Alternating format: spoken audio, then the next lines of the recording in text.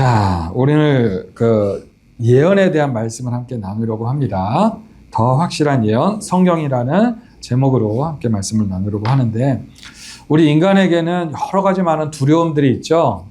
우리 인간이 가지고 있는 많은 두려움들이 있지만 그 중에 가장 큰 두려움이 바로 우리가 미래를 알 수 없다는 것이죠. 미래를 알 수 없는 것에 대한 두려움입니다.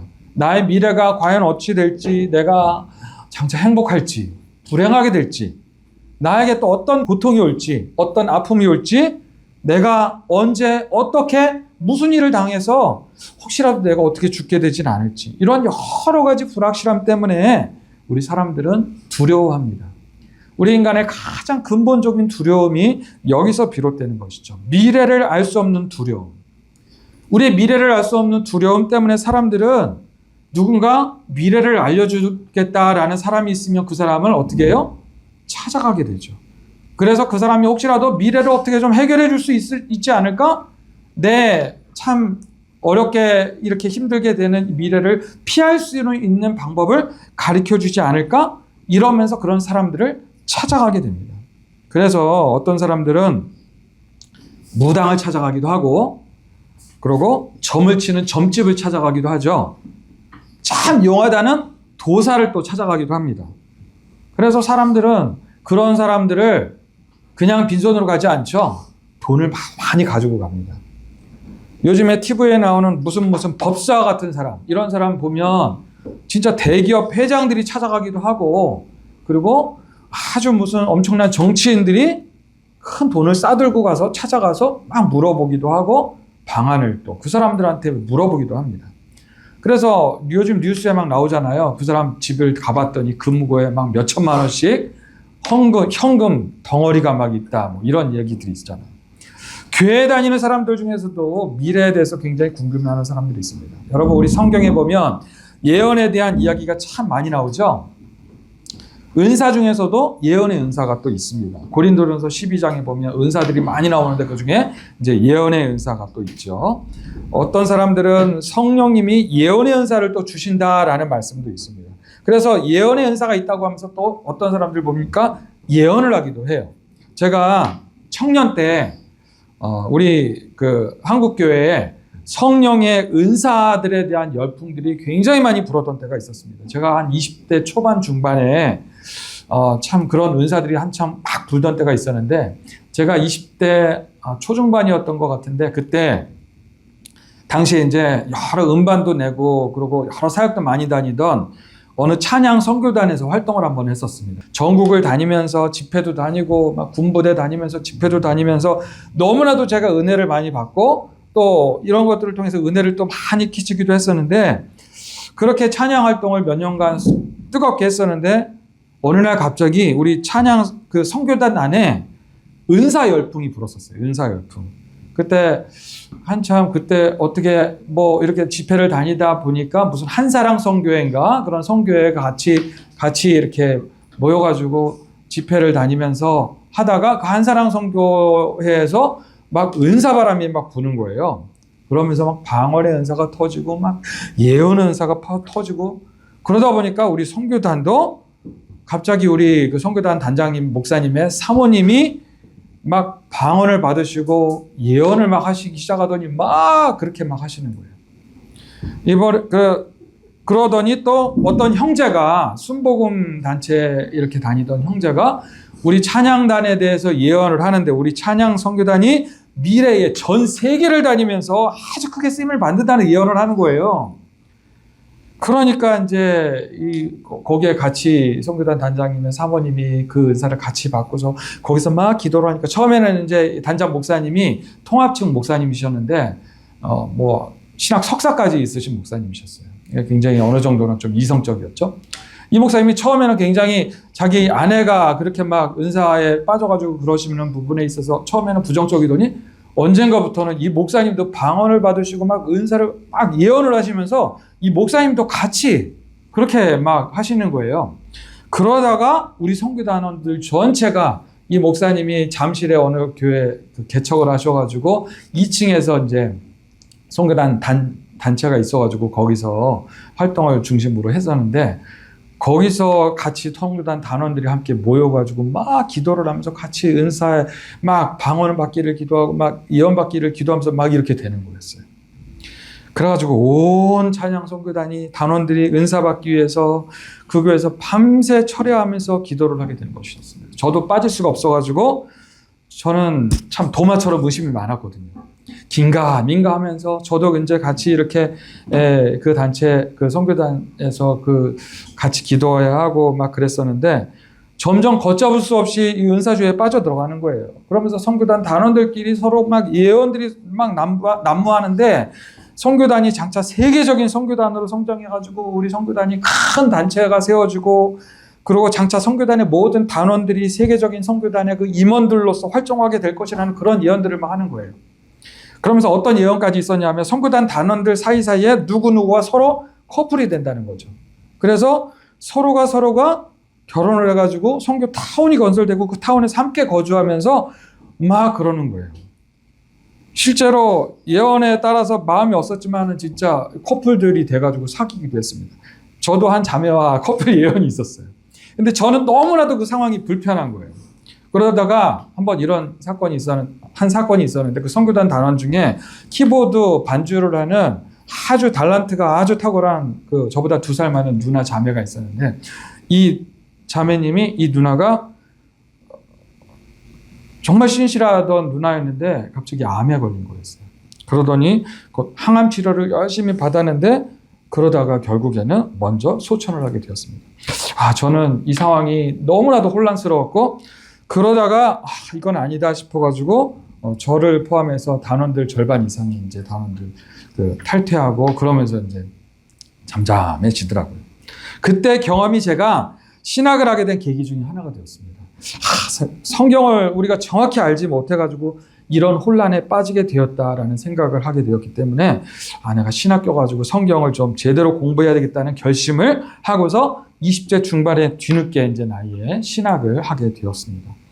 오늘 말씀이 이제 예언에 대한 말씀이에요. 제가 왜 이런 과거에 이런 경험을 말씀드리냐 하면 사람들이 다 이렇다는 거예요. 사람들은 앞에서 말씀드렸다시피 미래에 대한 두려움으로 인해서 자꾸만 미래를 알고 싶어하고 미래를 알려주겠다고 하는 사람에게 돈을 주면서까지도 미래를 점칩니다. 우리 기독교인들 중에서도 예전에 제가 말씀드렸던 이런 80년, 90년대에 보면 뭐 예언의 은사가 있다고 소문한 사람들을 찾아가는 사람들도 많았어요. 아까 말씀드렸던 그 선교단 활동과는 별개로 저도 저에 대한 예언을 듣기 위해서 예언의 은사가 있다는 모임에 저도 몇 차례 이렇게 참석한 적이 있어요. 누가 자꾸 같이 가자고 해가지고 그랬던 경험이 있습니다. 그런데 지금 생각해 보면 이런 것이 참 우리가 무지했던 행동이었다는 것이죠. 성경에서 말씀하고 있는 이 예언에 대한 무지와 오해로 인해서 저를 비롯한 기독교 신자들의 역사들을 보면 이런 모습을 우리 기독교 신자들이 이런 모습을 계속 보여왔다는 것입니다. 이러면서 이제 이단이 생겨나는 것이죠. 우리 한국교회에 논란이 되고 있는 이런 이단들을 보면 하나같이 앞에서 말씀드린 그런 모양으로 이단들이 이렇게 시작이 됩니다.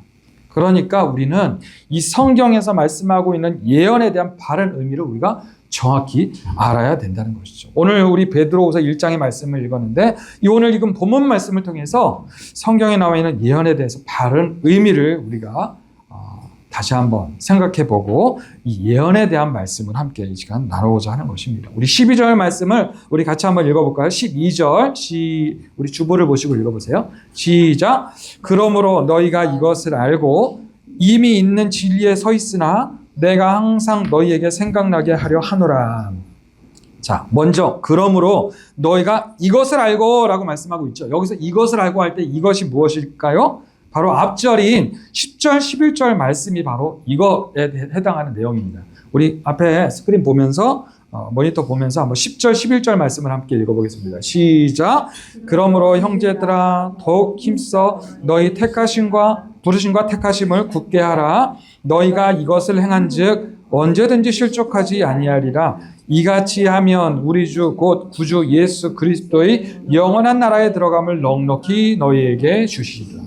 이것이 뭐냐면 20절 11절 말씀인 거예요. 믿음을 굳게 지킨 너희들은 예수 그리스도의 영원한 나라에 넉넉히 들어가게 된다는 것입니다. 너희가 영원한 천국에 들어갈 것을 너희가 지금은 알고 있지만 앞으로 환난과 핍박이 계속되다 보면 이 복음의 말씀을, 이 진리의 말씀을 잊어버릴 수도 있기 때문에 내가 잊지 않고 항상 너희에게 이 복음 진리의 말씀이 생각나도록 하기 위해서 이제 13절 이후의 말씀을 하겠다라고 지금 베드로 사도가 말씀하고 있는 것입니다. 그러면서 13절 이후에 베드로가 직접 경험한 예수님과 공생의 기간 동안 함께 있었던 일을 이제 소개하고 있는 것입니다. 우리 13절, 14절을 다시 한번 읽어보겠습니다. 시작.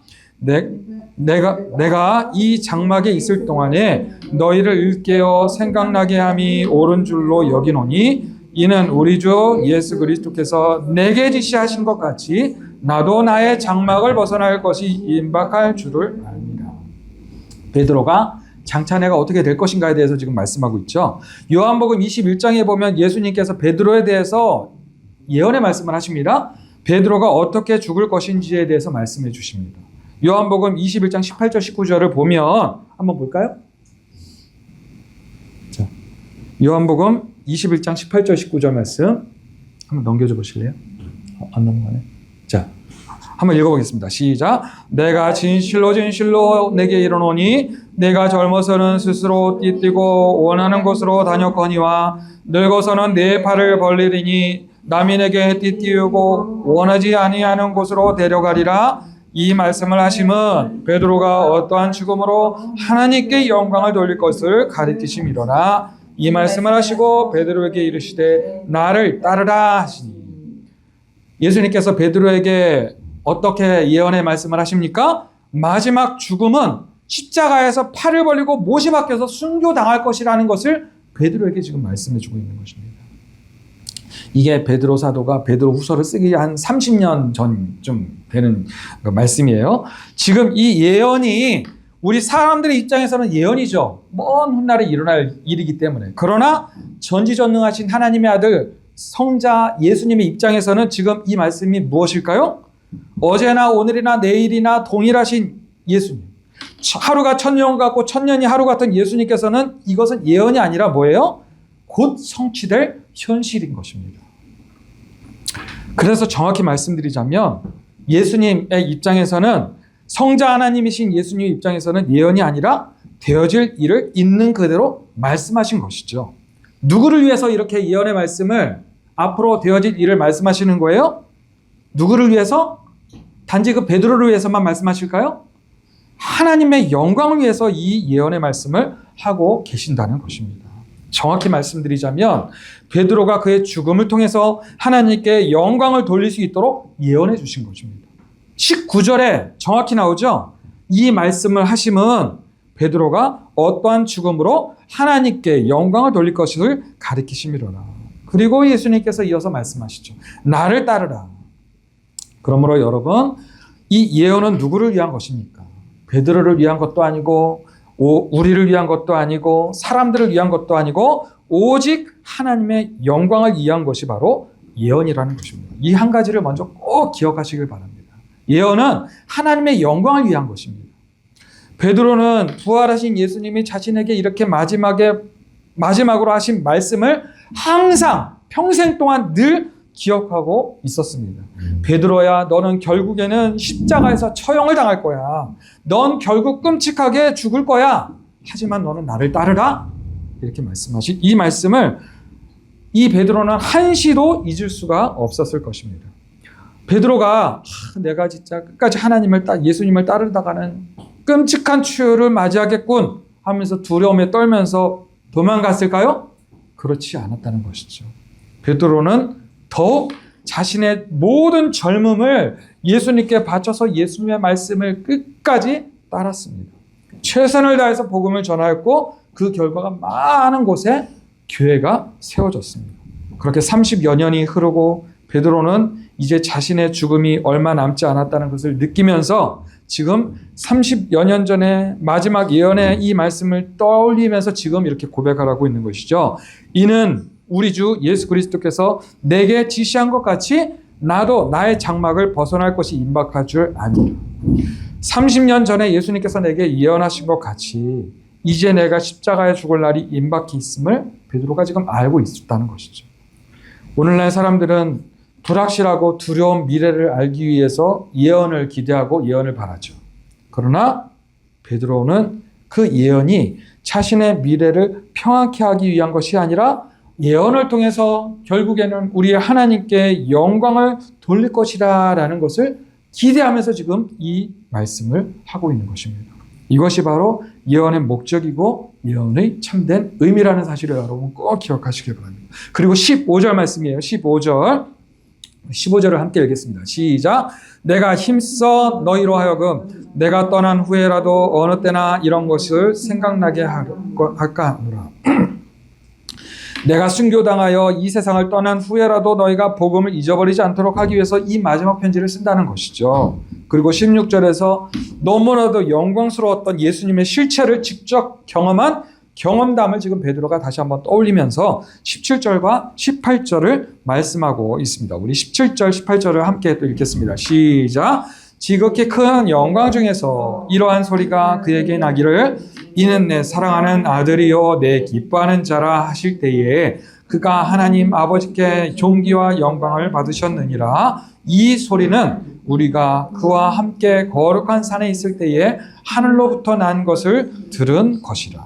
여러분, 이 장면은 마태복음 17장에서 베드로가 야고보와 요한 이렇게 세 명의 제자들과 함께 변화산이라고 우리가 이제 별명 붙인 높은 산에 올라가서 신비로운 경험을 하잖아요. 그 경험한 광경을 이야기하고 있는 것입니다.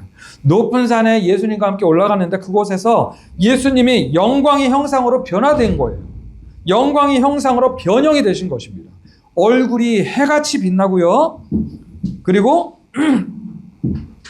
옷이 어떻게 세상에 말로는 표현할 수 없는 빛같이 휘어졌다는 거예요. 그리고 모세와 엘리야가 나타나서는 예수님과 대화를 나누는 것이었습니다. 갑자기 빛난 구름이 모세와 엘리야와 예수님을 덮더니 그리고 그 구름 속에서 한 소리가 하나님의 신비한 음성이 들려오는 것이죠. 어떤 음성이요?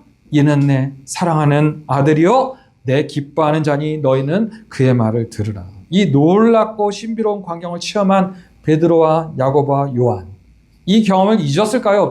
잊어버렸을까요? 아니면 평생 기억하고 있었을까요? 이 경험을 평생 잊지 않고 지금 베드로가 이 16절에서 고백을 하고 있는 것입니다. 우리 주 예수 그리스도의 능력과 강림하심을 너에게 알게 한 것이 교묘히 만든 이야기를 따른 것이 아니요 우리는 그의 크신 위엄을 친히 본 자라. 그의 크신 위엄, 예수님께서 그 놀라운 모습으로, 그 신의 모습으로 변형되신 그 위엄의 모습을 친히 봤다라고 지금 고백을 하고 있는 것입니다. 예수님의 이야기가 교묘하게 만든 신화적인 이야기가 아니라는 것이죠. 베드로와 야고보, 요한이 직접 인간 예수가 아니라 성자 하나님이신 예수 그리스도의 실제 모습을 보았다라고 지금 이야기하고 있는 것입니다. 그러면서 하신 말씀이 19절에서 예언에 대해서 말씀하고 있는 것이죠. 19절 우리 같이 한번 읽겠습니다. 시작. 또 우리에게는 더 확실한 예언이 있어 어두운 데를 비추는 등불과 같으니 날이 새어 샛별이 너희 마음에 떠오르기까지 너희가 이것을 주의하는 것이 옳으니라. 우리에게 더 확실한 예언이 있다는 것입니다. 그 예언이 무엇입니까? 20절에서 말씀하고 있는 성경인 것입니다. 성경이야말로 하나님 말씀이 가장 확실한 성경이야말로 예언 자체라는 것입니다. 사람들은 미래를 알고 싶어서 무슨 예언자를 찾습니다. 점쟁이를 찾고 무당을 찾고 도사를 찾아갑니다. 그러나 그 모든 행위들은 다 헛되고 헛된 행동들이라는 것입니다. 우리를 향하신, 나를 향하신, 이 지구를 향하신 가장 확실한 예언이 무엇이에요? 이 성경이라는 것입니다. 여러분 19절에서는 뭐라고 말씀하고 있습니까? 성경은 어두운 데를 비추는 등불과도 같다라고 말씀하고 있는 것입니다. 이 성경에는 사람들이 그렇게 두려워하는 모든 미래가 다 나와 있습니다.